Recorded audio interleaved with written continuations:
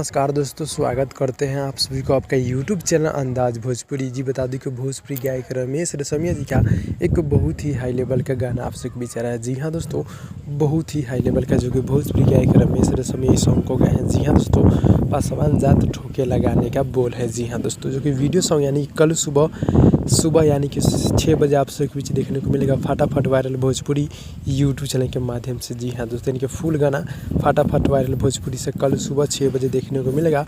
मुनीलाल परदुमन जी गीत को लिखे हैं और म्यूजिक है बड़े भैया इनके वर्मा जी का। जी हाँ दोस्तों, काफ़ी गजब की म्यूजिक है इनके वर्मा जी देते रहते। गाना कल सुबह यानी कि 13 तारीख को सुबह 6 बजे देखने को मिलेगा। जी हाँ दोस्तों, तो आप सब रेडी हो जाएंगे इस गाने को सुनने के लिए, जो कि बहुत ही हाई लेवल बहुत ही गजब का है, जिसका ऑफिशियल टीजर भी आउट कर दिया गया है। जी हाँ दोस्तों, तो कल सुबह 6 बजे फटाफट वायरल भोजपुरी से इस गाने को सुनना आप लोग ना भूलिएगा। जी हाँ दोस्तों, तो भाई लोग छोटा सा अपडेट था, अच्छा लगा तो लाइक कीजिएगा। मिलते हैं अगले वीडियो में, तब तक के लिए धन्यवाद।